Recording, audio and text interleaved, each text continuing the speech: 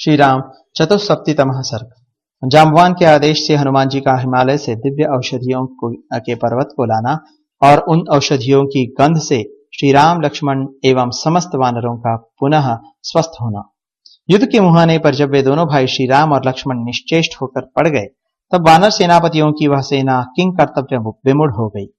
सुग्रीव, नील, अंगद और जाम्बवान को भी उस समय कुछ नहीं सूझता था। उस समय सबको विषाद में डूबा हुआ देख बुद्धिमानों में श्रेष्ठ विभीषण ने वानर राज के उन वीर सैनिकों को आश्वासन देते हुए अनुपम वाणी में कहा, वानर वीरों, आप लोग भयभीत न हो। यहाँ विषाद का अवसर नहीं है, क्योंकि इन दोनों आर्यपुत्रों ने ब्रह्मा जी के वचनों का आदर एवं पालन करते हुए स्वयं ही हथियार नहीं उठाए थे। इसीलिए इंद्रजीत ने इन दोनों को अपने अस्त्र समूहों से आच्छादित कर दिया था। अतएव ये दोनों भाई केवल विषादग्रस्त मतलब मूर्छित हो गए हैं। इनके प्राणों पर संकट नहीं आया है। स्वयंभू ब्रह्मा जी ने यह उत्तम अस्त्र इंद्रजीत को दिया था। ब्रह्मास्त्र के नाम से इसकी प्रसिद्धि है और इसका बल अमोघ है। संग्राम में उसका समादर, उसकी मर्यादा की रक्षा करते हुए ही ये दोनों राजकुमार धराशायी हुए हैं। अतः इसमें खेद की कौन सी बात है। विभीषण की बात सुनकर बुद्धिमान पवन कुमार हनुमान ने ब्रह्मास्त्र का सम्मान करते हुए उनसे इस प्रकार कहा, राक्षस राज, इस अस्त्र से घायल हुए वेगशाली वानर सैनिकों में जो जो प्राण धारण करते हो उनको हमें चलकर आश्वासन देना चाहिए। उस समय रात हो गई थी, इसलिए हनुमान और राक्षस प्रवर विभीषण दोनों वीर अपने अपने हाथ में मसाल लिए एक ही साथ रणभूमि में विचरने लगे। जिनकी पूंछ, हाथ, पैर, जांघ, अंगुली और ग्रीवा आदि अंग कट गए थे, अतएव जो अपने शरीरों से रक्त बहा रहे थे, ऐसे पर्वताकार वानरों के गिरने से वहां की सारी भूमि सब ओर से पट गई थी तथा वहां गिरे हुए चमकीले अस्त्र शस्त्रों से भी आच्छादित हो गई थी। हनुमान और विभीषण ने इस अवस्था में उस युद्ध भूमि का निरीक्षण किया। सुग्रीव, अंगद, नील, शरभ, गंधमादन, जाम्बवान, सुषैण, वेगदर्शी, मैन, नल, ज्योतिर्मुख तथा द्विविद, इन सभी वानरों को हनुमान और विभीषण ने युद्ध में घायल होकर पड़ा देखा। ब्रह्मा जी के प्रिय अस्त्र ब्रह्मास्त्र ने दिन के 4 भाग व्यतीत होते होते 67 करोड़ वानरों को हताहत कर दिया था। जब केवल 5वां भाग मतलब साह्यान काल शेष रह गया, तब ब्रह्मास्त्र का प्रयोग बंद हुआ था। समुद्र के समान विशाल एवं भयंकर वानर सेना को बाणों से पीड़ित देख विभीषण सहित हनुमान जी जाम्बवान को ढूंढने लगे। ब्रह्मा जी के पुत्र वीर जाम्बवान एक तो स्वाभाविक वृद्धावस्था से युक्त थे, दूसरे उनके शरीर में सैकड़ों बाण धसे हुए थे, अतः वे बुझती हुई आग के समान निस्तेज दिखाई देते थे। उन्हें देखकर विभीषण तुरंत ही उनके पास गए और बोले, आर्य, इन तीखे बाणों के प्रहार से आपके प्राण निकल तो नहीं गए। विभीषण की बात सुनकर वृक्षराज जाम्बवान बड़ी कठिनाई से वाक्य का उच्चारण करते हुए इस प्रकार बोले, महापराक्रमी राक्षस राज, मैं केवल स्वर से तुम्हें पहचान रहा हूं। मेरे सभी अंग पैने बाणों से विंधे हुए हैं, अतः मैं आंख खोलकर तुम्हें नहीं देख सकता। उत्तम व्रत के पालक विभीषण, यह तो बताओ, जिनको जन्म देने से अंजना देवी उत्तम पुत्र की जननी और वायुदेव श्रेष्ठ पुत्र के जनक माने जाते हैं, वे वानर श्रेष्ठ हनुमान कहीं जीवित हैं? जाम्बवान का यह प्रश्न सुनकर विभीषण ने पूछा, वृक्षराज, आप दोनों महाराज कुमारों को छोड़कर केवल पवन कुमार हनुमान जी को ही क्यों पूछ रहे हैं? आर्य, आपने तो राजा सुग्रीव पर, न अंगद पर और न भगवान श्री राम पर ही वैसा स्नेह दिखाया है जैसे पवन पुत्र हनुमान जी के प्रति आपका प्रगाढ़ प्रेम लक्षित हो रहा है। विभीषण की आवाज सुनकर जाम्बवान ने कहा, राक्षस राज, सुनो, मैं पवन कुमार हनुमान जी को क्यों पूछता हूं यह बता रहा हूं। यदि वीरवर हनुमान जीवित हों तो यह मरी हुई सेना भी जीवित ही है, ऐसा समझना चाहिए, और यदि उनके प्राण निकल गए हों तो हम लोग जीते हुए भी मृतक के ही तुल्य है। तात, यदि वायु के समान वेगशाली और अग्नि के समान पराक्रमी पवन कुमार हनुमान जीवित हैं, तो हम सबके जीवित होने की आशा की जा सकती है। बूढ़े जाम्बवान के इतना कहते ही पवन पुत्र हनुमान जी उनके पास आ गए और दोनों पैर पकड़कर उन्होंने विनीत भाव से उन्हें प्रणाम किया। हनुमान जी की बात सुनकर उस समय वृक्षराज जाम्बवान ने, जिनकी सारी इंद्रियां बाणों के प्रहार से पीड़ित थीं, अपना पुनर्जन्म हुआ सा माना। फिर उन महातेजस्वी जाम्बवान ने हनुमान जी से कहा, वानर सिंह, आओ, संपूर्ण वानरों की रक्षा करो। तुम्हारे सिवा दूसरा कोई पूर्ण पराक्रम से युक्त नहीं है। तुम ही इन सब के परम सहायक हो। यह समय तुम्हारे ही पराक्रम का है, मैं दूसरे किसी को इसके योग्य नहीं देखता। तुम रीछों और वानर वीरों की सेनाओं को हर्ष प्रदान करो और बाणों से पीड़ित हुए इन दोनों भाई श्री राम और लक्ष्मण के शरीर से बाण निकालकर इन्हें स्वस्थ करो। हनुमान, समुद्र के ऊपर ऊपर उड़कर बहुत दूर का रास्ता तय करके तुम्हें पर्वत श्रेष्ठ हिमालय पर जाना चाहिए। शत्रुसूदन, वहां पहुंचने पर तुम्हें बहुत ही ऊंचे स्वर्णमय उत्तम पर्वत वृषभ का तथा कैलाश शिखर का दर्शन होगा। फिर उन दोनों शिखरों के बीच में एक औषधियों का पर्वत दिखाई देगा जो अत्यंत दीप्तिमान है। उसमें इतनी चमक है जिसकी कहीं तुलना नहीं है। वह पर्वत सब प्रकार की औषधियों से संपन्न है। वानर सिंह, उसके शिखर पर उत्पन्न 4 औषधियां तुम्हें दिखाई देंगी जो अपनी प्रभा से 10 दिशाओं को प्रकाशित किए रहती है। उनके नाम इस प्रकार है: मृत संजीवनी, विशल्यकर्णी, सुवर्णकर्णी और संधानी नामक महाऔषधि। हनुमान, पवन कुमार, तुम उन सब औषधियों को लेकर शीघ्र लौट आओ और वानरों को प्राणदान देकर आश्वासन दो। जाम्बवान की यह बात सुनकर वायुनंदन हनुमान जी उसी तरह असीम बल से भर गए जैसे महासागर वायु के वेग से व्याप्त हो जाता है। वीर हनुमान एक पर्वत के शिखर पर खड़े हो गए और उस उत्तम पर्वत को पैरों से दबाते हुए द्वितीय पर्वत के समान दिखाई देने लगे।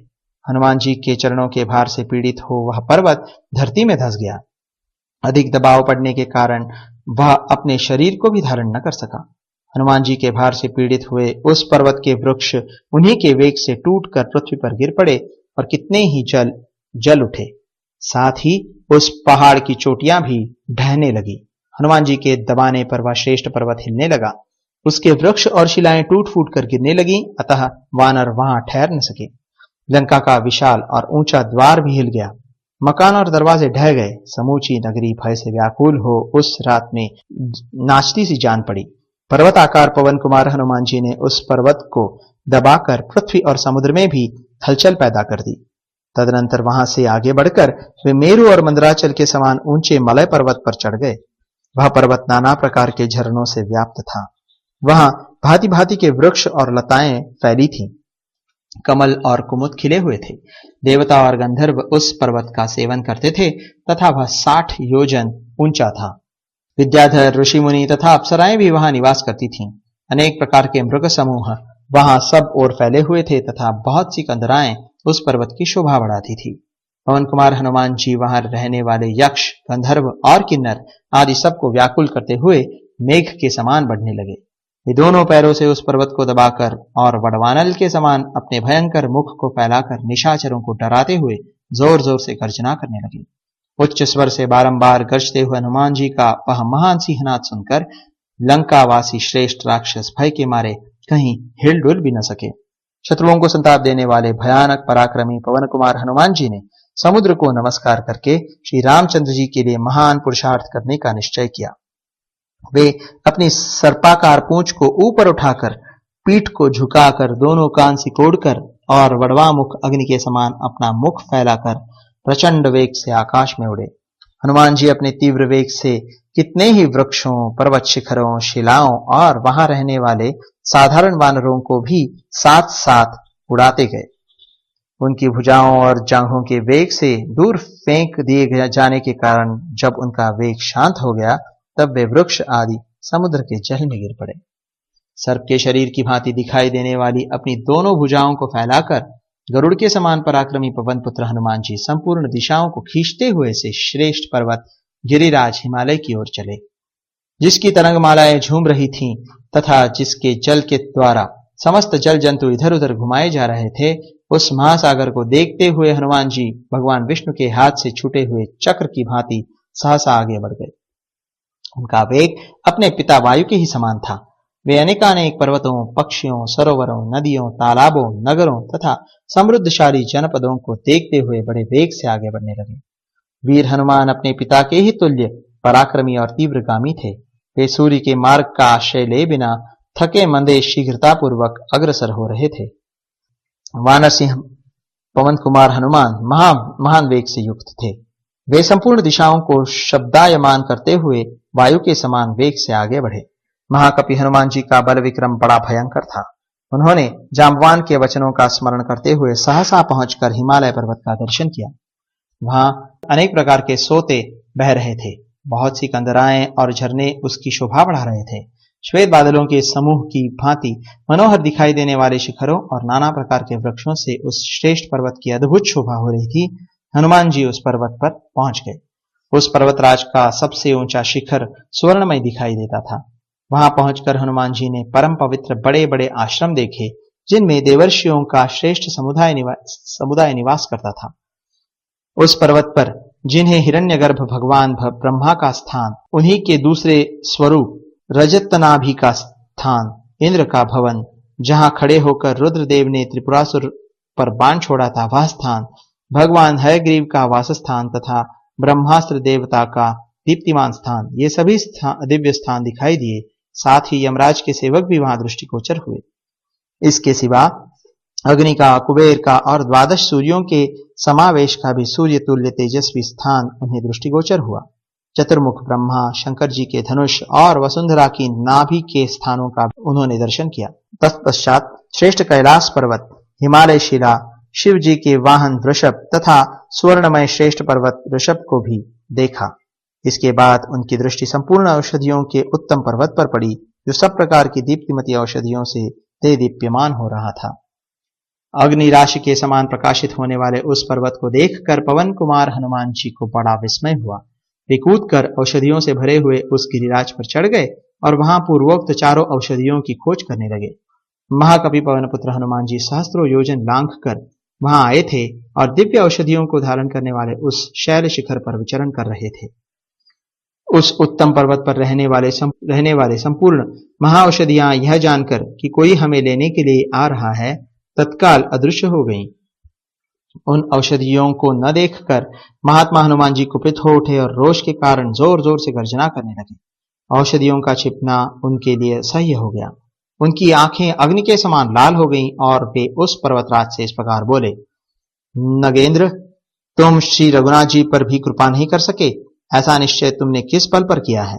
आज मेरे बाहुबल से पराजित होकर तुम अपने आप को सब ओर बिखरा हुआ देखो। ऐसा कहकर उन्होंने वेग से पकड़कर वृक्षों, हाथियों, स्वर्ण तथा अन्य सहस्त्र प्रकार की धातुओं से भरे हुए उस पर्वत शिखर को ही सहसा उखाड़ लिया। वेग से उखाड़े जाने के कारण उसकी बहुत सी चोटियां बिखर कर गिर पड़ी। उस पर्वत का ऊपरी भाग अपनी प्रभा से प्रज्वलित सा हो रहा था। उसे उखाड़कर साथ ले हनुमान जी देवेश्वरों और असुरेश्वरों सहित संपूर्ण लोकों को भयभीत करते हुए गरुड़ के समान भयंकर वेग से आकाश में उड़ चले। उस समय बहुत से आकाशचारी प्राणी उनकी स्तुति कर रहे थे। सूर्य के समान चमकते हुए उस पर्वत शिखर को हाथ में लेकर हनुमान जी सूर्य के ही पथ पर जा पहुंचे। उस समय सूर्यदेव के समीप रहकर उन्हीं के समान तेजस्वी शरीर वाले वे पवन कुमार दूसरे सूर्य की भांति प्रतीत होते थे। वायु देवता के पुत्र हनुमान जी पर्वत के समान जान पड़ते थे। उस पर्वत शिखर के साथ उनकी वैसी ही विशेष शोभा हो रही थी जैसे सहस्त्रधारों से सुशोभित और अग्नि की ज्वाला से युक्त चक्र धारण करने से भगवान विष्णु सुशोभित होते हैं। उस समय उन्हें लौटा देख सब वानर जोर जोर से गर्जना करने लगे। उन्होंने भी उन सब को देखकर बड़े हर्ष से सिंहनाद किया। उन सब के उस तुमुलनाद को सुनकर लंकावासी निशाचर और भी भयानक चीत्कार करने लगे। तदनंतर हनुमान जी उस उत्तम पर्वत त्रिकूट पर कूद पड़े और वानर सेना के मध्य में आकर सभी श्रेष्ठ वानरों को प्रणाम करके विभीषण से भी उन्हें गले लगाकर मिले। इसके बाद वे दोनों राजकुमार श्री राम और लक्ष्मण उन महाऔषधियों की सुगंध लेकर स्वस्थ हो गए। उनके शरीर से बाण निकल गए और घाव भर गए। इसी प्रकार जो दूसरे दूसरे प्रमुख वानर वीर वहां हताहत हुए थे, वे सब के सब उन श्रेष्ठ औषधियों की सुगंध से रात के अंत में सोकर उठे हुए प्राणियों की भांति क्षण भर में निरोग हो उठ खड़े हो गए। उनके शरीर से बाण निकल गए और उनकी सारी पीड़ा जाती रही। लंका में जब से वानरों और राक्षसों की लड़ाई शुरू हुई, तभी से वानर वीरों द्वारा रणभूमि में जो जो राक्षस मारे जाते थे, वे सभी रावण की आज्ञा के अनुसार प्रतिदिन मरते मरते ही समुद्र में फेंक दिए जाते थे। ऐसा इसलिए होता था कि वानरों को यह मालूम न हो कि बहुत से राक्षस मार डाले गए। तत्पश्चात प्रचंड वेग वाले पवन कुमार हनुमान जी ने पुनः औषधियों के उस पर्वत को वेग पूर्वक हिमालय पे ही पहुंचा दिया और फिर लौट कर वे श्री रामचंद्र जी से आ मिले। इस प्रकार श्री वाल्मीकि निर्मित आर्ष रामायण आदि काव्य के युद्ध कांड में 74वां सर्ग पूरा हुआ।